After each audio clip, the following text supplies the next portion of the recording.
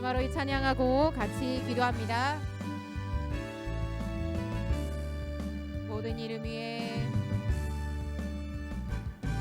모든 이름 위에 뛰어난 이름 예수는 주 예수는 주 모든 무릎 꿇고 경배를 드리세 예수는 만유의 주 아멘 예수는 주 예수는 주 먼저 나만 물으러로 그 보좌 영광을 돌리세 예수 예수 예수는 주 다시 한번 마지막으로 모든 이름 위에 뛰어난 이름 예수는 주 예수 아멘 주님 주님은 주인이십니다. 주님은 왕이십니다. 아버지 우리가 예배할 뿐만 아니라 온 모든 열방이 하나님 앞에 예수이심을 구원자이심을 찬양합니다. 주님 먼저 나만 물으러로 아멘 그 보좌 영광을 돌리세 예수 예수 예수는 주 예수는 주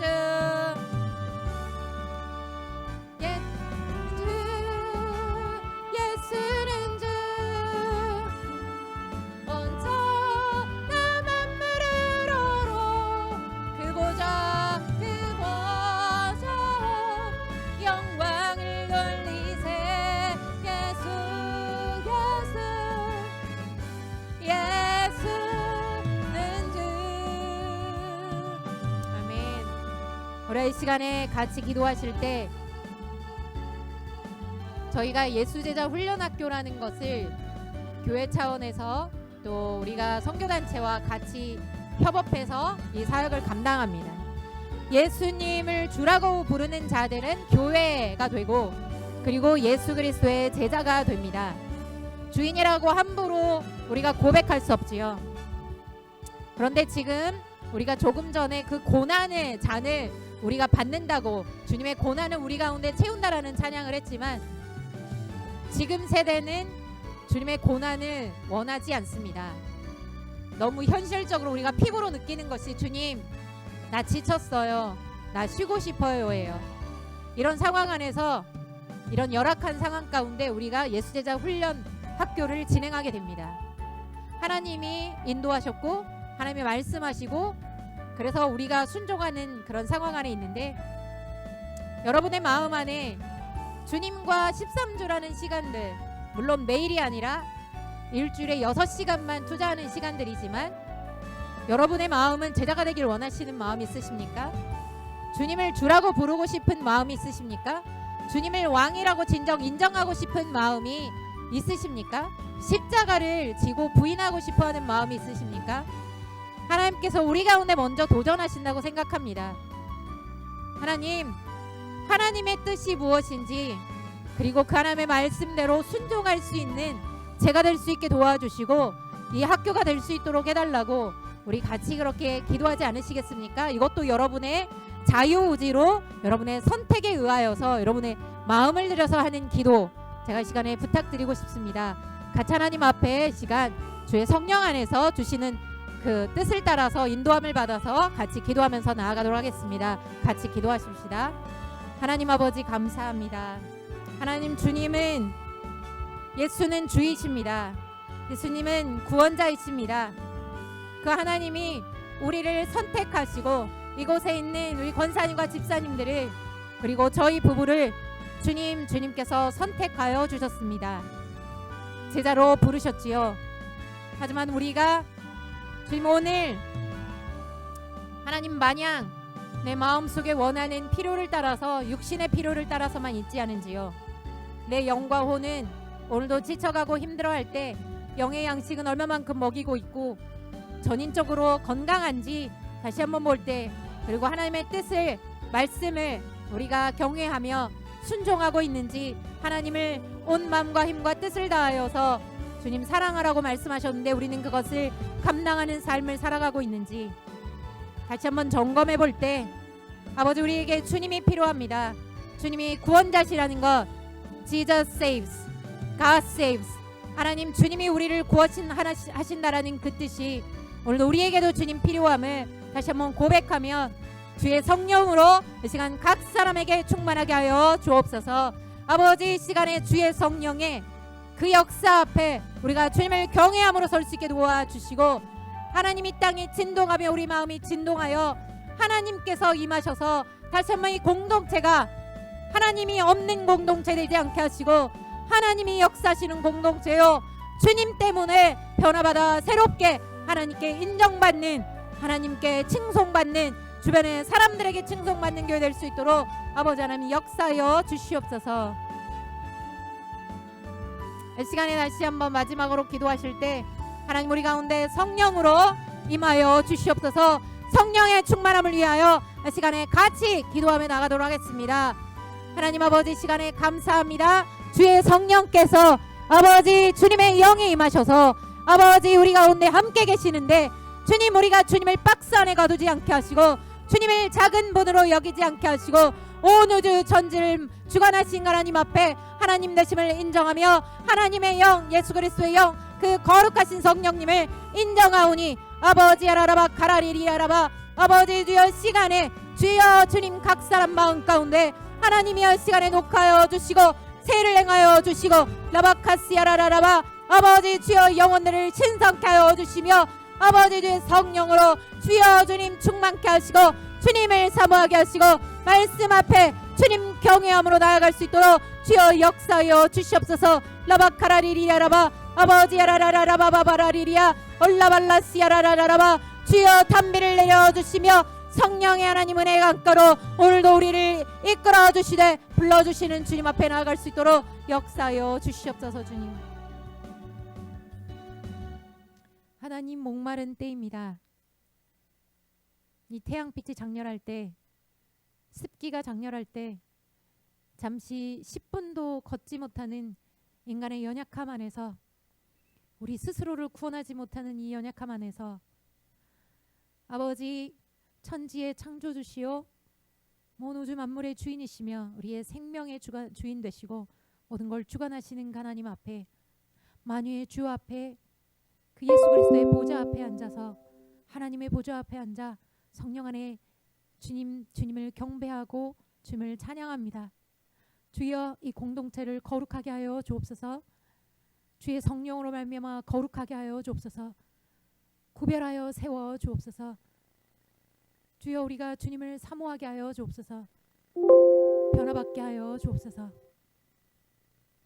남들과 똑같은 썬데이 크리스천 되지 않게 하시고 명목상의 그리스도인 되지 않게 하시고 주님이 인정하시고 주님이 알아봐 주시고 칭송하시는 교회 되게 하여 주옵소서. 다시 한번 하나님, 이 가운데 주님의 일을 행하시기 원하신 하나님께 감사하고 모든 시간을 맡겨드립니다. 오늘도 말씀하여 주옵소서.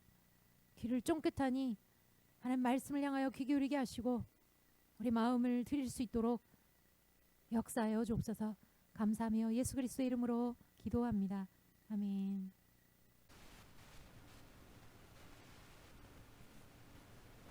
네, 죄송합니다. 네, 로마서 6장 15절로 19절 말씀, 신약성경 247쪽.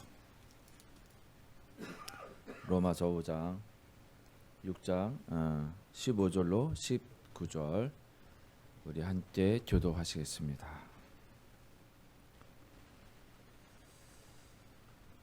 그러나 이 은사는 잘못됐죠? 죄송합니다. 그런즉 어찌하리요? 우리가 법 아래 있지 아니하고 은혜 아래에 있으니 죄를 지으려 그럴 수 없느니라.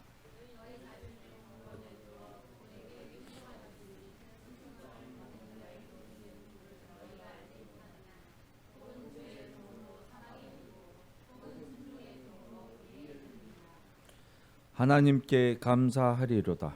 너희가 본래 죄의 종이더니 너희에게 전하여 준 바 교훈의 본을 마음으로 순종하여. 다 함께요. 너희 육신이 연약함으로 내가 사람의 예의대로 말하노니 전에 너희가 너희 지체를 부정과 불법에 내주어 불법에 이른 것 같이 이제는 너희 지체를 의에게 종으로 내주어 거룩함에 이르라. 아멘. 네. 오늘 로마서 6장 15절로 19절 말씀 통해서 오직 은혜 튤립이라는 제목으로 함께 은혜의 말씀을 나누시겠습니다. 함께 기도하십니다. 존귀하신 아버지 하나님, 오늘도 이렇게 거룩한 성일을 택하여 주의 백성들 불러 모아주시고 주의 은혜 안에 아버지 하나님의 백성들을 사랑과 아버지 하나님의 품으로 안아주시어 함께 예배드리게 하심을 또한 감사드립니다. 아버지 하나님, 우리가 더욱더 믿음으로 굳건하게 이 세상에 살아갈진데 우리를 이길 수 있는 자는 아무도 없음을 아니 아버지 하나님께서 선봉에 서시고 우리를 인도하여 주심이 옵나이다. 아버지 하나님, 그리하여 우리의 믿음이 끝까지 승리할 수 있는 믿음 되게 하여 주시옵소서. 온전히 주님께 의탁하오며 거룩하신 우리 주 예수 그리스도 이름으로 기도합니다. 아멘. 네. 오늘 7월 마지막 주 너무 덥죠? 뭐 너무 더워서 사실 뭐 한 30분 동안 걸으면 거의 기절할 정도인 것 같아요. 예. 모자 쓰지 않으면 뭐 이 머리가 완전히 구워져서 익을 정도니까. 예. 가장 또 휴가철 피크죠. 또 7월 말이. 예. 이 더위 건강 유의하셔서 잘 이겨내시기 바라겠습니다. 오늘 주신 말씀, 본문 말씀 이제 로마서 6장 15절로 19절 말씀을 택했는데요. 한번 우리가 다시 한번 짚어보면서 한번 볼게요. 그런즉 어찌하리요? 우리가 법 아래 있지 아니하고 은혜 아래에 있으니 죄를 지으려 그럴 수 없느니라. 너희 자신을 종으로 내주어 누구에게 순종하든지 그 순종함을 받는 자의 종이 되는 줄을 너희가 알지 못하느냐? 혹은 죄의 종으로 사망에 이르고 혹은 순종의 종으로 의에 이르느니라. 자 보세요. 우리가 법 아래 있지 아니하고 은혜 아래 있다라는 것을 전제하고 이야기합니다. 이제 이것이 은혜 아래 있다는 것이 죄의 종 아래 있지 않고 은혜 아래 있다고 하는 거예요. 그 순종함이 무엇이냐면 하나님에 대한 순종이죠. 이 순종의 종으로 우리가 부르심을 받았다 이렇게 됐어요. 근데 우리가 그것을 스스로 내어줬다는 거예요. 죄의 종에게 내어줬다라는 거예요. 이제 이것을 전제하는 것 또한 다시 말하면 은혜 아래 있고 이 은혜 아래 있는데 우리는 죄의 종에게 팔려갔다. 쉽게 말해서 우리가 죄를 저질렀다 이런 얘기죠. 그런데 죄의 종이 되지 않고 순종의 종이 되면 의에 이른다는 거예요. 우리가 은혜에 순종한다는 거예요. 하나님의 은혜에 순종한다. 하나님께서 은혜를 베푸신다는 것을 순종하는 것. 이것이 의라는 거예요. 의로운 게 우리가 생각했을 때 도덕적인 의의가 있을 것 같지만은 우리가 생각하는 의의 개념하고는 다른 거예요. 성경의 저스티스라고 하는 심판의 개념에서 의는 뭐냐면 하나님께 순종하는 것. 이것을 의라고 하는 것이에요. 계속 이어서 17절 보면 하나님께 감사하리로다. 너희가 본래 죄의 종이더니 너희에게 전하여 준 바 교훈의 본을 마음으로 순종하여. 그래서 죄의 종이었었다. 죄로부터 해방되어 의에게 종이 되었다. 이렇게 얘기합니다. 의의 종이 되었다. 이런 얘기. 순종의 종이 되었다. 너희 육신이 연약함으로 내가 사람의 예도로 말하노니 전에 너희가 너희 지체를 부정과 불법에 내주어 불법에 이른 것 같이 이제는 너희 지체를 의에게 종으로 내주어 거룩함에 이르라. 결국 뭐냐면 거룩하여라는 이것이 결론인데 거룩하기 위해서는 의의 종으로 내어줘라는 거예요. 그러니까 의롭게 되는 종으로 되라는 거예요. 그것은 순종밖에 없다 이렇게 말하는 거예요. 무엇에 대한 순종? 하나님의 은혜에 대한 순종. 뭐 은혜가 그냥 주시면 되지, 받으면 되지 뭐. 근데 그 은혜도 받지를 못하는 자가 있다라는 거예요. 그렇다면, 예, 놀랍죠. 교회 오라고 하는데 안 오는 사람이 있다라는 거예요. 하나님의 말씀 순종하라는데 순종하지 않는 사람이 있다라는 거예요. 놀라운 거예요. 의로운 것이 좋은 것인지는 아는데 그것을 원하지 않는 자들이 있다라는 이것을 쉽게 얘기해서 성경에서 그런 사람들이 있는 사람들을 하나님께서 어떻게 하셨냐면 유기하셨다라고 해요. 내버려 두셨다. 죄의 종으로 팔려가게 두셨다라는 거예요. 왜냐하면 그에게 있어서는 자유의지라는 게 있는 거예요. 모든 사람들 선택권이 있어요. 그래서 하나님을 선택할 수도 선택하지 않을 수도 있는 권리가 있다라는 거예요. 이래서 이 선택은 하나님을 선택하면 내가 구원을 받고 하나님을 선택하지 않으면 내가 구원을 받지 않는다 이렇게 들릴 것 같죠. 그런데 성경은 그렇게 얘기하지도 않아요. 그래서 오늘 그 얘기를 하려고 하는 거예요. 왜냐하면 선택하셔서 오셨나요? 물어볼게요. 조 집사님, 하나님 선택하셔 교회에 오셨나요? 네. 네. 그러면 구원을 받았습니까? 네. 아, 할렐루야. 이게 정답이에요. 다른 분들은 어떻게 생각하세요? 자, 내가 선택을 했다면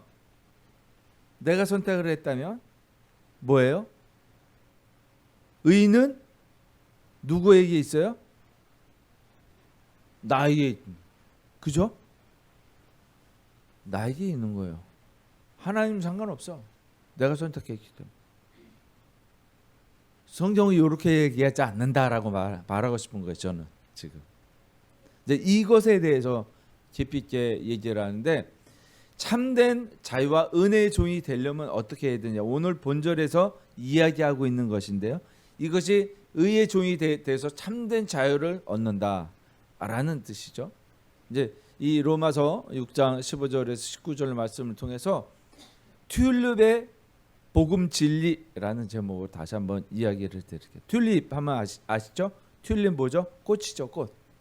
근데 이제 왜 튤립을 얘기하냐 성경에서 이것을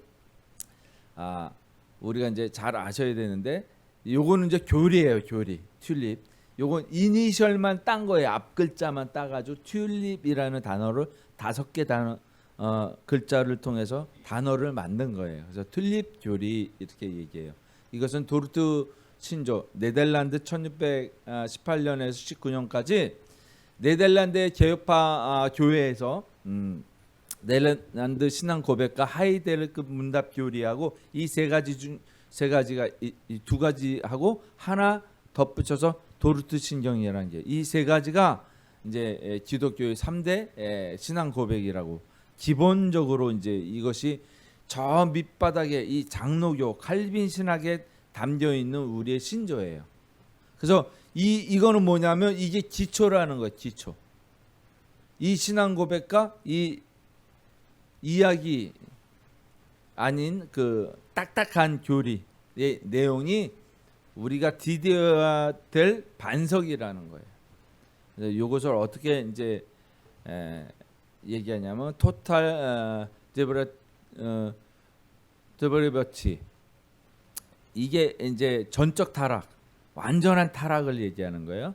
unconditional election, 그러니까 무조건, uncondition, 조건이 없는 선택, election이라는 거죠. 그 limited atonement, 이거는 뭐냐면 제한 속죄라는 거야. 속죄 어린 양 얘기하잖아요. 이 속죄가 뭐예요? 제한되어져 있다는 거야. limited, 제한되어져 있다. 속죄 받을 수 있는 조건이 제한적이다. irresistible grace, 불가항력적 은혜, 돌이킬 수 없는 은혜. 이것이 은혜인데 돌이킬 수 없다라는 거예요. 은혜면 은혜지 뭐. 은혜 받을 수 있고 은혜 받지 않을 수도 있지. 또 하나는 perseverance of the saint, 그러니까 성도, 세인트, 성도들의 인내, 견인이에요. 성도의 견인. 그래서 전적 타락, 무조건적 선택, 그리고 제한 속죄, 불가항력적 은혜, 그리고 성도의 견인. 이것이 칼빈의 5대 교리라고도 일컫는 말이에요. 어렵지요. 그래서 앞글자 따가지고 튤립이라는 거예요. 어렵지요. 어렵지만 이것을 꼭 알아둬야 돼요. 적어도 내가 장로 교인으로서 이것은 기본적으로 알아야 된다, 이런 말씀을 드리는 거예요. 내가 이것을 모르고 어떻게 신앙생활을 하겠느냐. 이 권력에 따라서 하나님의 은혜가 전해지게 되는데 얼마나 은혜로운지 한번 보실게요. 먼저 토탈 디버티인데요. 자, 보세요. 오늘 로마서 6장 17절 말씀 한번 누가 읽어 보시겠어요? 다시 한번 6장 17절 말씀.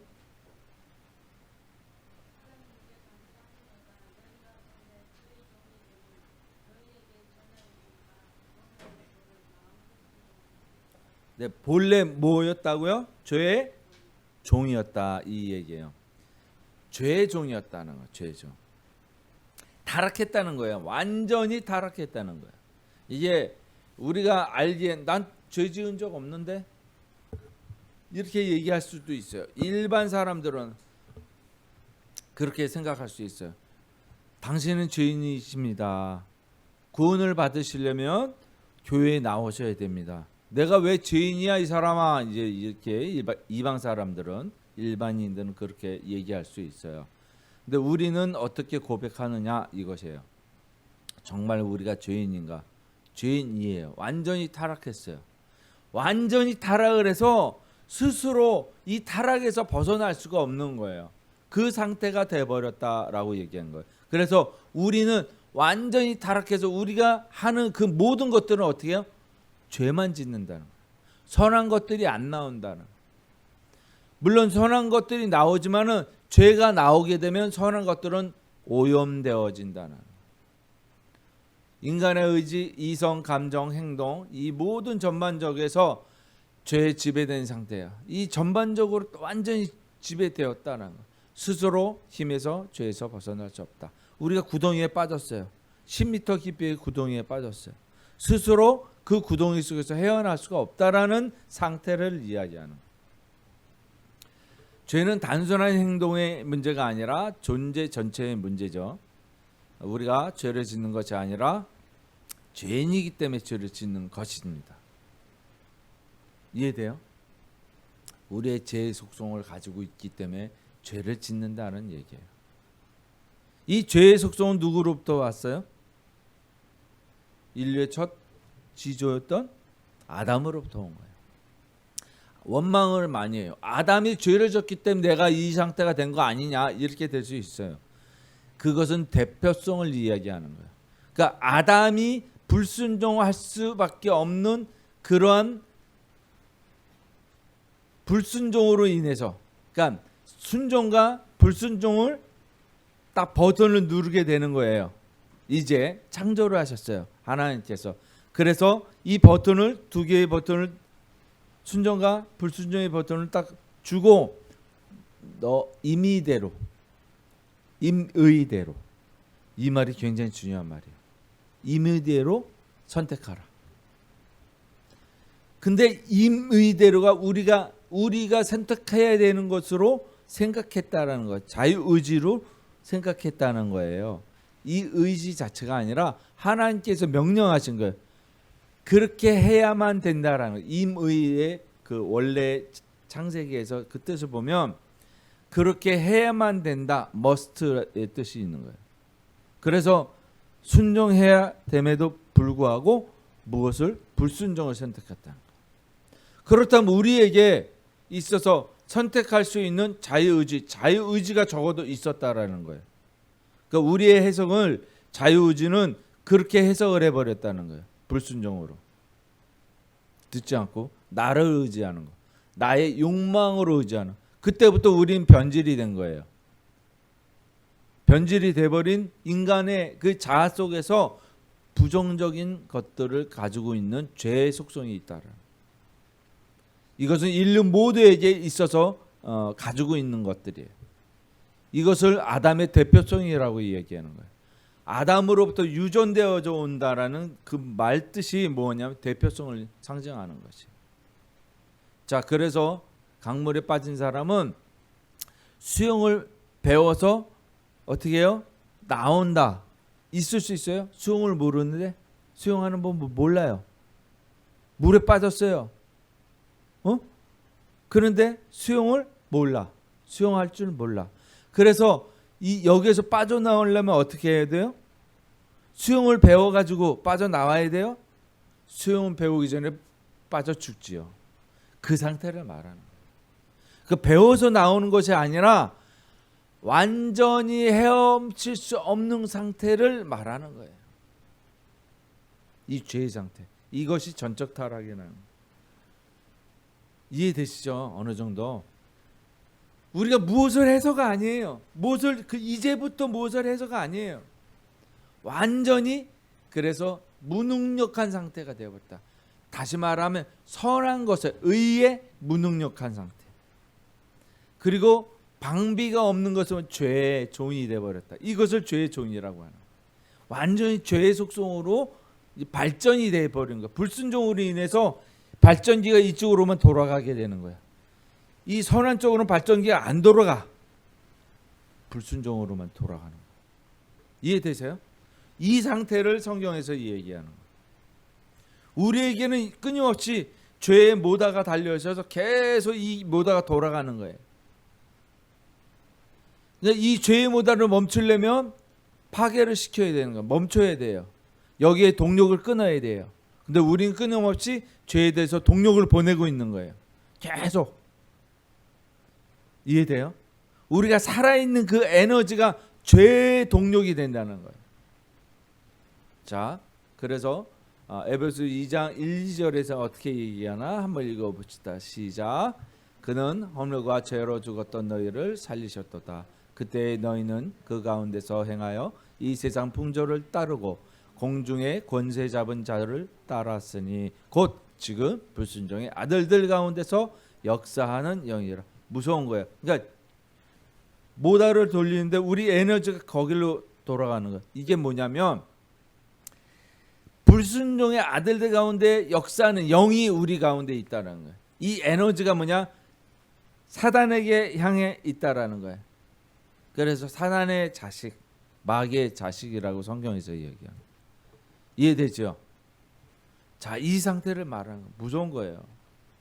자, 이거를 인정해야 되는 거예요. 그 왜냐하면 우리가 우리의 생각을 인정하는 게 아니라 성경이 그렇게 얘기하고 있다.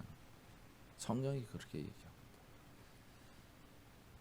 또한 두 번째 무조건적 선택을 이야기하는데 이것은 다시 한번 17장에 이야기하고 있는 거. 하나님께 감사하는 것은 무엇이냐면 무조건적 선택을 하셨다는 거예요. 뭐냐면 타락되어 있잖아. 전적으로 무능력한 상태, 죄의 종에 팔려 있어요. 이것은 구원할 수가 없어요. 근데 강물에 빠진 사람을 어떻게 해요? 손을 뻗어서 선택하셔. 손을 뻗었다. 무조건 선택은 손을 뻗었다라는 거예요. 의의 종이 된 것은 인간의 선택이 아니라 하나님의 전적인 주권이라는 거예요. 그래서 구원자의 주권이라는 거예요.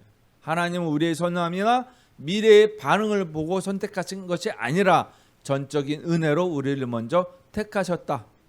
물에 빠져 있는 사람이 살려주세요. 이것을 들어서가 아니에요. 살려주세요라는 말도 못하고 허우적거리고 물속으로 가라앉아 있는 그를 잡아서 일으켜 세우셨다. 끌어내셨다. 죄의 늪에서 끌어내셨다라는 거예요. 이것이 온전한 하나님의 선택이에요. 이것이 조건이 있었을까요? 우리에게 뭔가 우리가 무엇을 살려달라는 말을 했을까요? 나는 살릴 만한 구석이 있습니다. 살려주세요. 그래서 선택하셨나요? 나는 버림받아야 마땅해요. 그러면 선택하지 않으신가요? 아까 물어봤잖아요. 어떻게 선택하셨나요? 우리가 선택한 것 같지만 교회에 온 것이 우연이 아니라는 거예요. 교회에 온 것은 하나님이 선택하셔 부르셔서 왔다라는 거예요. 하나님의 자녀가 되는 것은 하나님이 선택하시는 거예요. 내가 입양 아가 돼서 입양 받으려고 부모를 선택하는 게 아니라는 거예요. 우리는 능동적으로 할 수 있는 것이 없다라는 것이 전적 타락이에요. 그래서 이 선한 의지가 없기 때문에 선한 의지로 아버지 하나님께서 선택해 주셨다는 이것이 무조건적으로 조건이 없는 선택이었다는 이해되죠? 그래서 우리의 죄성 자체를 우리 스스로 해결할 수 없었다. 전적으로 타락되어 있었기 때문에 구원받을 수 있는 조건 자체가 아무것도 없었다. 그런데 그 조건이 없었는데 선택을 하셨다는 이게 무조건적 선택이에요. 이해되시나요? 성경에서 뭐라고 얘기하나 한번 볼게요. 에베소 1장 4절 말씀 읽을게요. 시작. 곧 창세전에 그리스도 안에서 우리를 택하사 우리로 사랑 안에서 그 앞에 거룩하고 흠이 없게 하시려고. 자 보세요. 그리스도 안에서 우리를 택했대요. 근데 택한 것이 하나님께서 직접 택하신 게 아니라 그리스도 안에서. 그래서 하나님께서 한 분이신 하나님께서 선택하신 것이 아니라 하나님께서 선택을 하셨는데 그리스도 안에서. 이해돼요? 그래서 무엇을 하기 위해? 거룩함을 위해서. 왜? 하나님이 예수 그리스도 거룩하시기 때문에. 그 거룩함 안에서 그 구정물에 빠져 있는 자를 구원하신 거예요. 그래서 손수 그분이 그 늪에 빠져서 건져 올리신 거예요. 그 죄의 늪에 빠져서 건져 올리신 거예요. 이해돼요? 이것이 예수 그리스도의 사랑이라는 거예요. 이것이 무엇이라고요? 무조건적. 조건이 없었는데 선택했다는. 똥물에 빠져 있는, 늪에 빠져 있는 자를 더럽히셔서 끌어올리시다. 이게 조건이 없는 선택이었다. 그 다음에 내가 너에게 무엇을 요구하지도 않아요.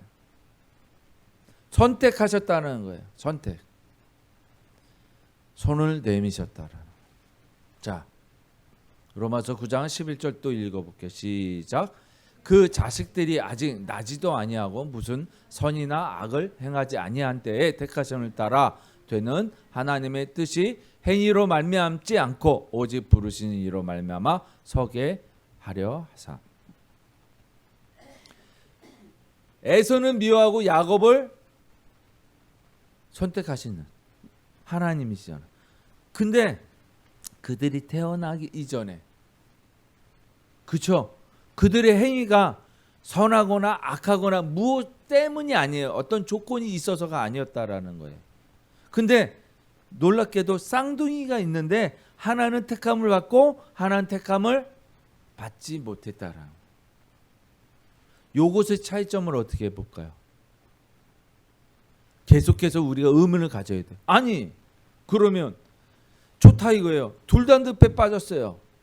누가 잘해서가 아니에요. 태중에 이미 있기 이전에 이미 야곱을 선택하셨다는 성경은 분명히 얘기하고 있는데 그러면 우리가 생각하기에 뭔가 조건이 있었을 것 같은데 뭔가 착한 일을 한 거 없었다라는 얘기. 이게 전제라는 거예요. 자, 그 이후에 무엇을 요구하시냐를 보면 알아요. 우리가 그 다음에 이것을 봐요. 제한 속죄라는 거. 그러니까 속죄를 하는데 둘이 빠졌어요. 야곱과 에서가 빠졌습니다.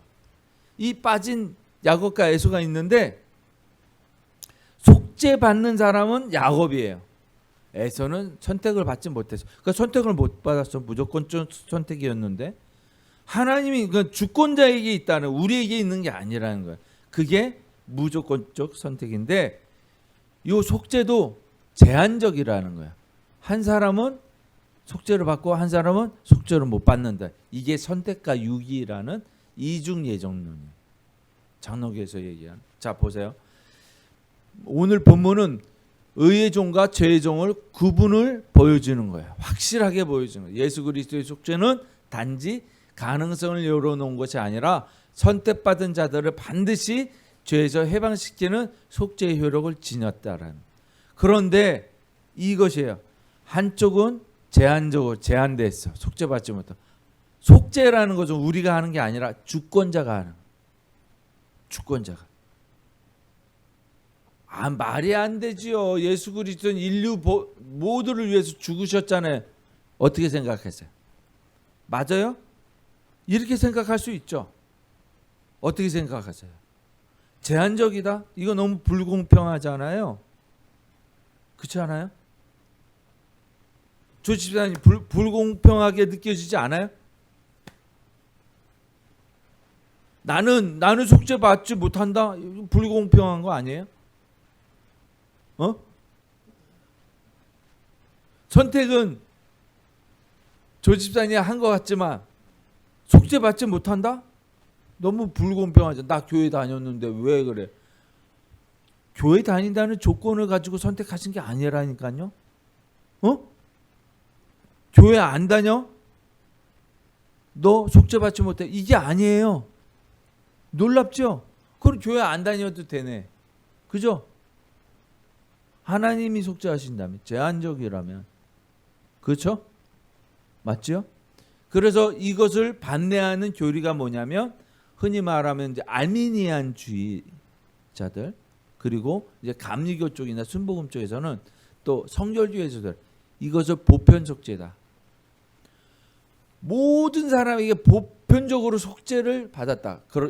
이렇게 얘기해요. 이게 평화주의자. 그죠? 이게 예수 그리스도의 정신에 맞잖아요. 누구는 선택하고 누구는 속죄해주고 누구는 속죄하지 않고. 이거 불공평하잖아요. 그죠? 맞지 않아요? 맞지 않아요? 그런데 한 가지가 있어요. 한 가지 동의를 합니다. 그런데 전제는 그렇게 일단 깔아놓고 그러면 물어볼게요. 예수 그리스도의 죽으심이 속죄받지 못한 사람이 있고 속죄받은 사람이 있어요. 속죄받지 못한 사람들이 있다면 예수 그리스도의 죽으심이 어떻게 됐어요? 헛되잖아요.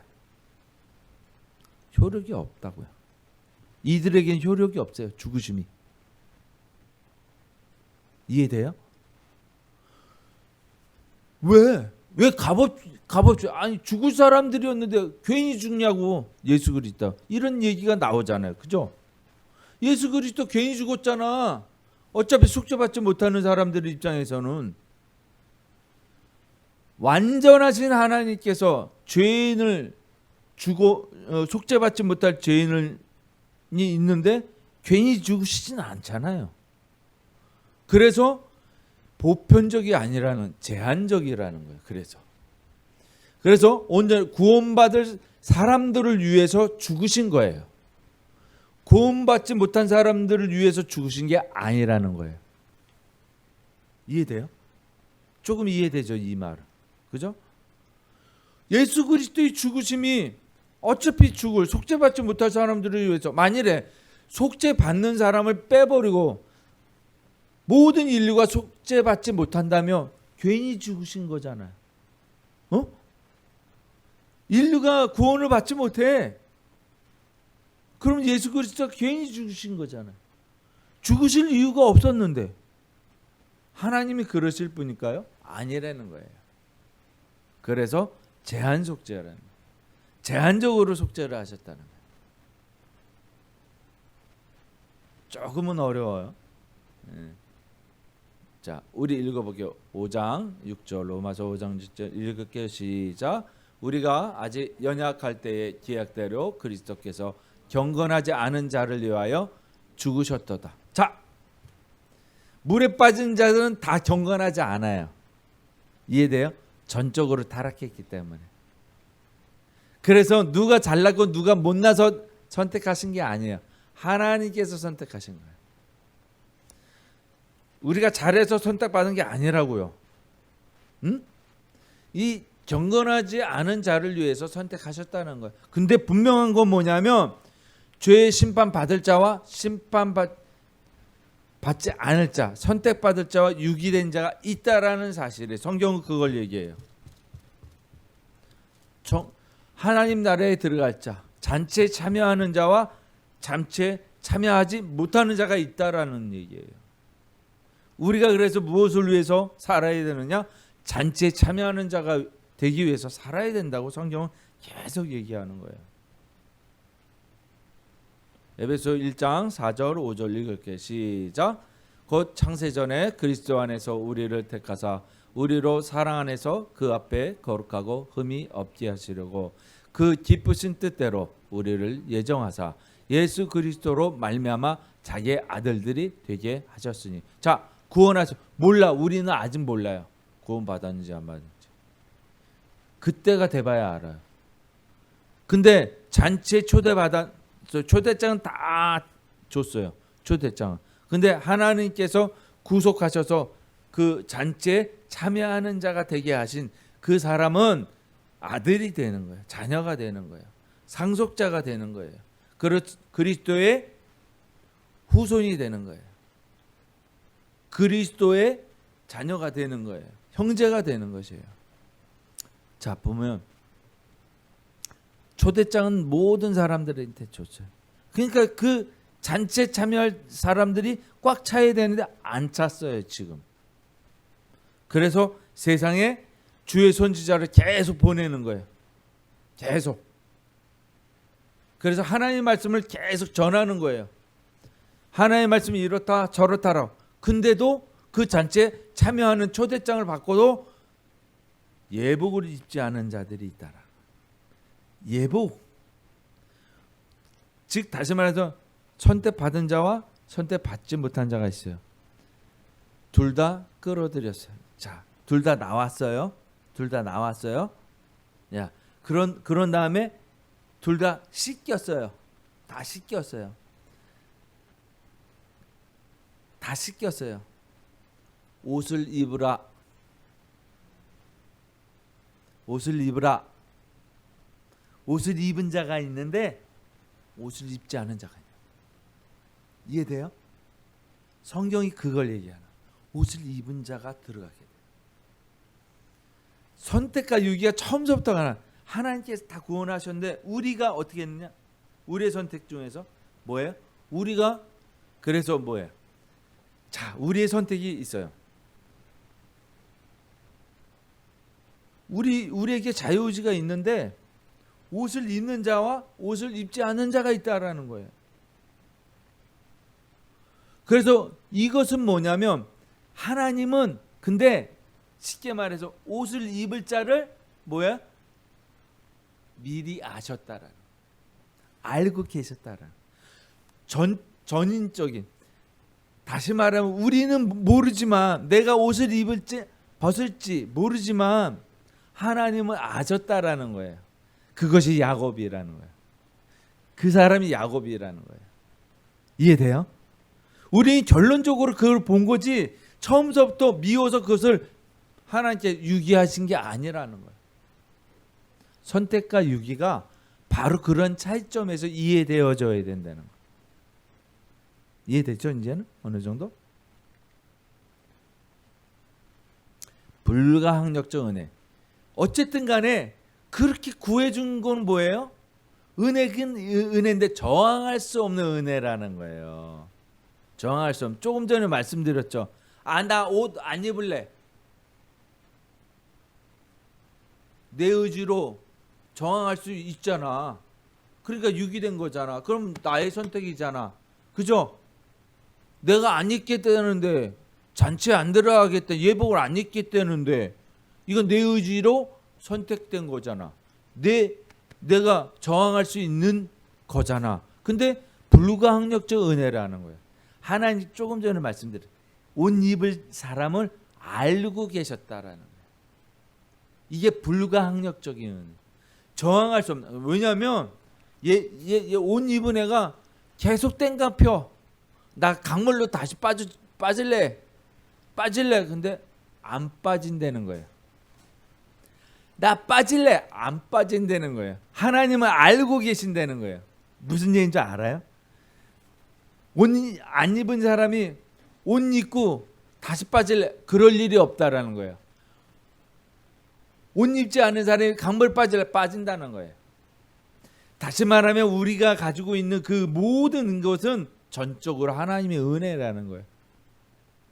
완전하신 은혜라는 거예요. 우리가 법 아래 있지 아니하고 은혜 아래 있다는 6장 15절 누가 한번 읽어볼게요. 첫 구절 오늘.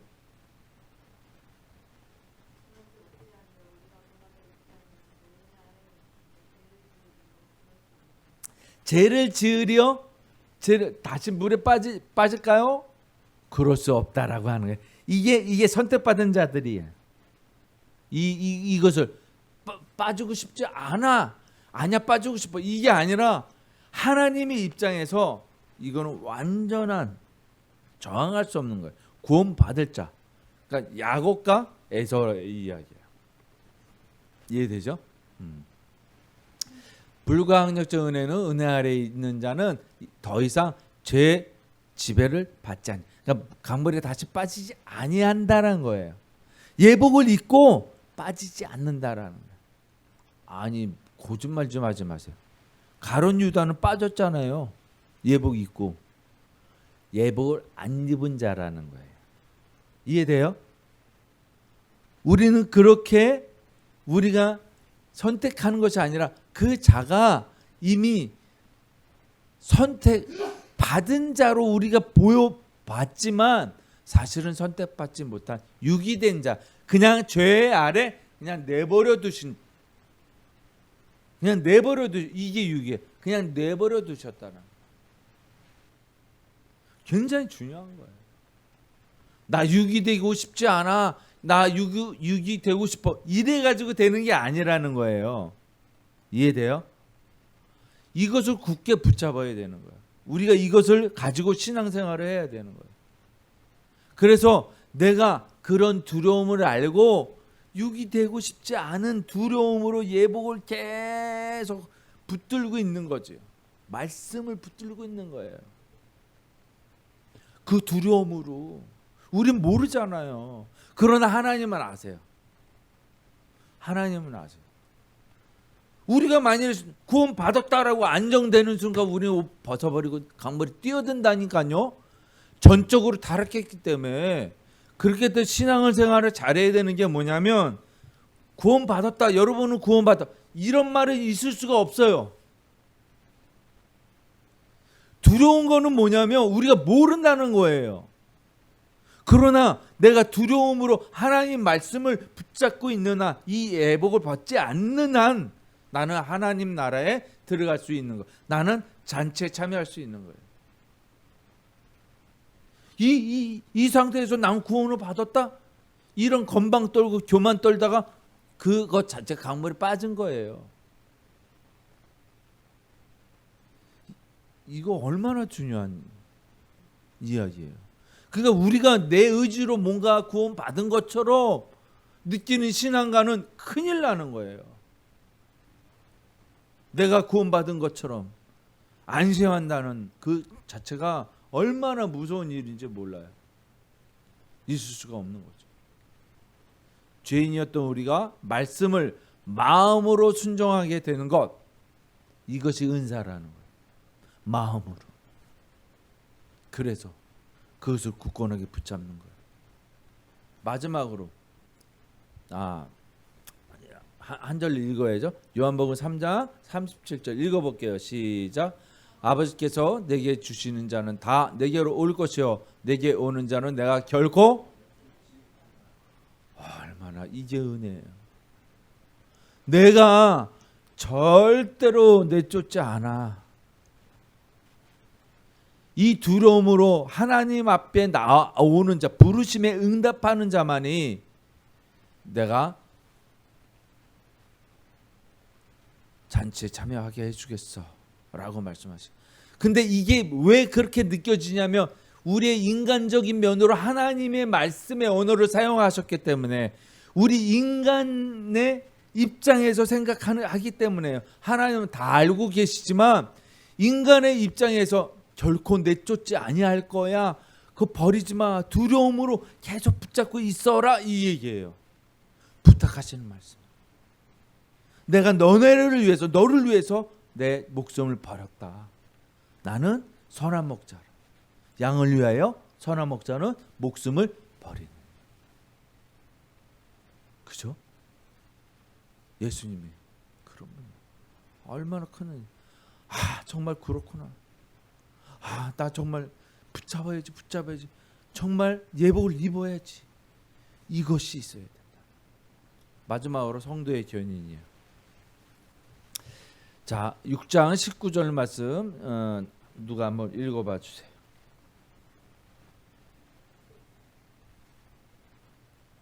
로마서 6장 19절.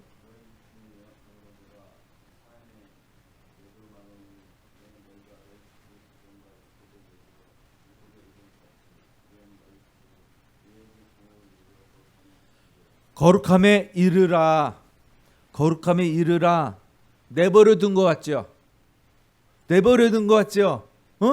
우리에게 임무를 준 것 같죠? 거룩함에 입으라. 끄집어 놨더니 옷을 입어라. 그러니까 옷을 입었어요. 근데 강물에 자꾸 빠지려고 해. 거룩, 계속 깨끗한 상태에서 빠지지 마 그러는데 빠지려고 해.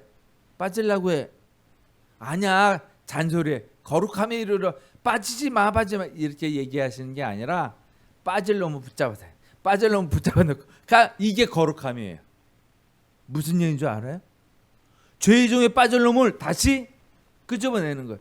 거룩함이라는 것은 거룩함에 이르라. 내가 이루게 하겠노라. 그래서 인내하게 하신다는 거예요. 인내하게 하신다는, 견디고 인내하게 하신다는 게 성도의 견인이에요.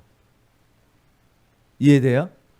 인내케, 충분히 나 옛날 같은 경우는 못 참았는데 지금은 내가 이렇게 참을 수도 있어. 이렇게 변했어. 이거예요. 이 고백인 거예요. 하나님이 그렇게 하신다니까요.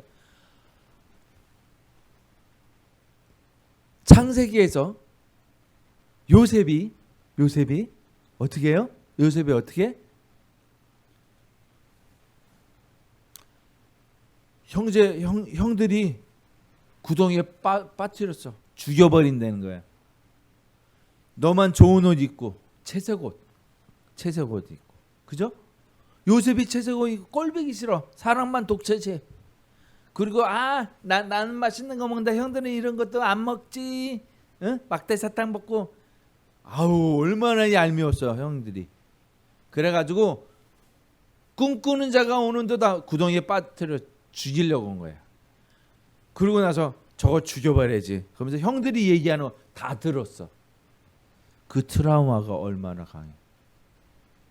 형인데 난 좋다고 또 좋아라 형들 이거 맛있는 거 먹어. 점심 싸 갖고 왔는데, 그런데 자기 빠져놓고 저거 죽여버리려고. 이 삭막한 이 엄청난 얘기를 다 들었다니까요. 요셉이 아마 그 구덩이에서 오줌 질질 쌌을 거예요. 안 그래요? 완전한 절망이었어요. 어쨌든 애굽에 팔려갑니다. 그러고 나서 총리, 다시 말하면 우리 이 나라의 국무총리 같은 그런 게 아니에요. 직책이 아니라고. 그러니까 그런 게 아니라 그런 거로 관장하는 일을 맡았던 사람이에요. 그런 일을 그러니까 바로가 왕이 하는 사무의 일을 맡고 있었던 거예요. 어쨌든 국무총리라 생각하고 이 국무총리 개념이 아니에요. 어쨌든 그렇게 사무전반을 관할하는 비서라는 거죠. 비서. 그 비서니까는 왕의 인장을 맡긴 거지. 이해돼요? 근데 가나안 땅에서 거지들이 왔어. 식량 구하러. 보니까 형들이야. 형들이 왜 못 알아봤을까요? 요셉이 죽었는 줄 알았을 뿐더러 사실은 화장하잖아, 화장. 그죠? 우리 영화 봐서 알지, 화장하잖아. 그런데 그 은잔을 숨지고 나서 이제 어떡하냐, 막 그냥 우리 죽게 생겼다. 식량 구하러 왔다, 우리 죽게 생겼다. 근데 형들이 얘기하는데 히브리어로 얘기한단 말이야. 근데 자기 요셉은 이집트 말로 하는 거잖아요. 응? 근데 모르는 것처럼 쫙 들어보는데 히브리 말 한단 말이야. 딱 들은데, 야, 그러니까 여태껏 이 트라우마, 형들 죽이고 싶은 마음이 얼마나 강했었겠어요. 응?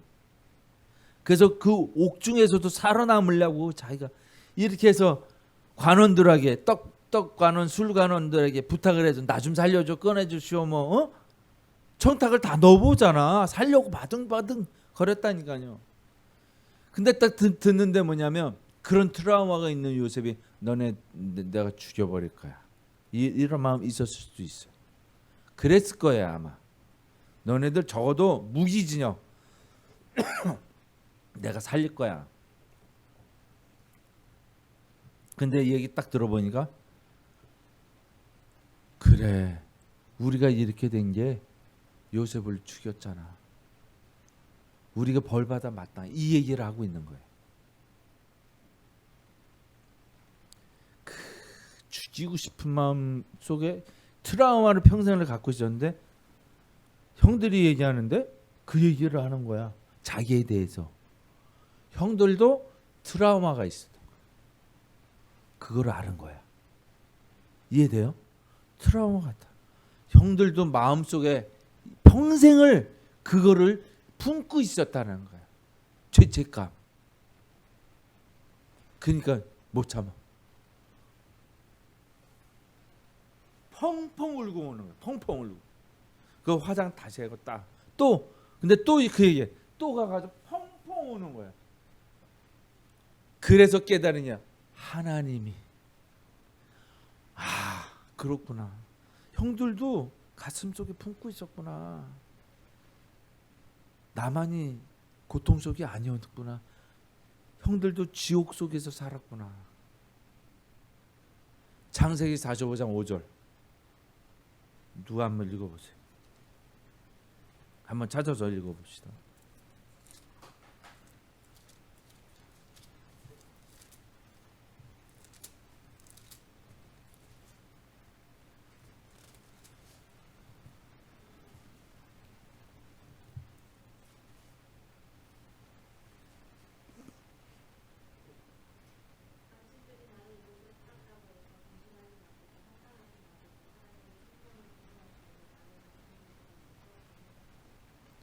그걸 깨달은 거예요.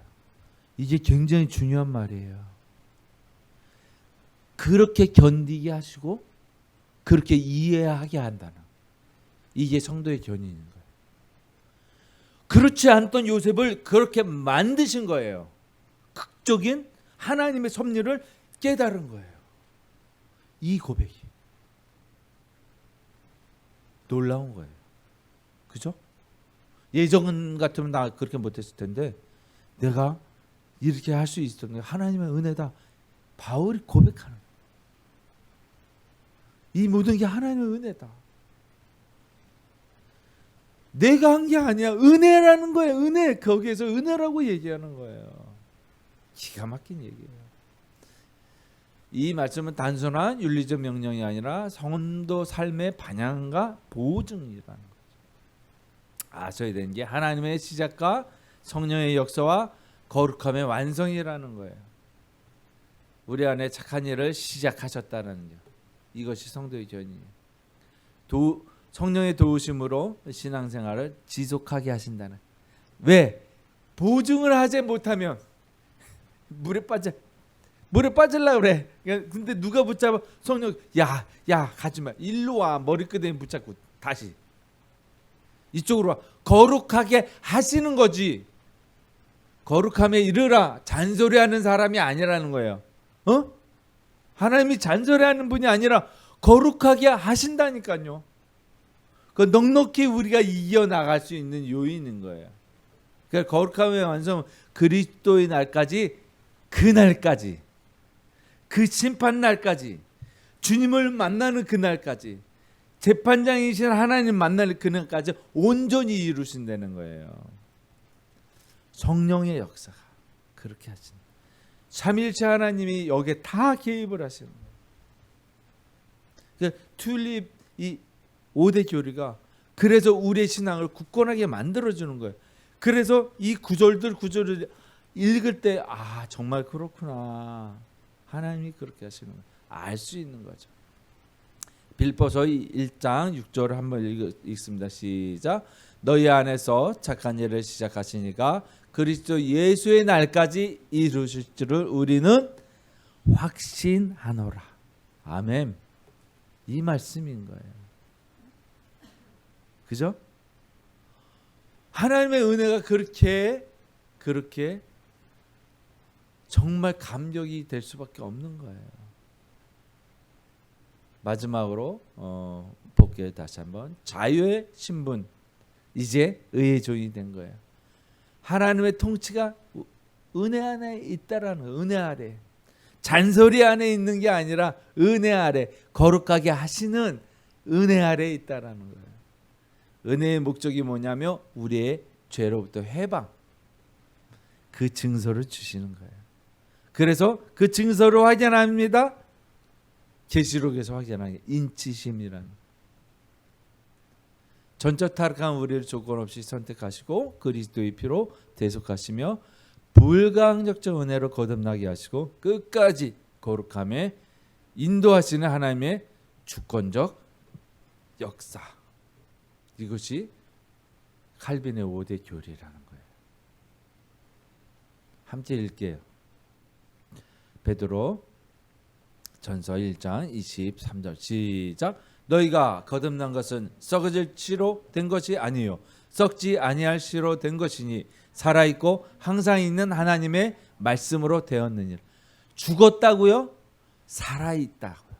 말씀이 있는 한 이 말씀이 씨가 되는 거고, 이 말씀이 증거가 되고 보증서가 되는 거예요. 이 예복이에요.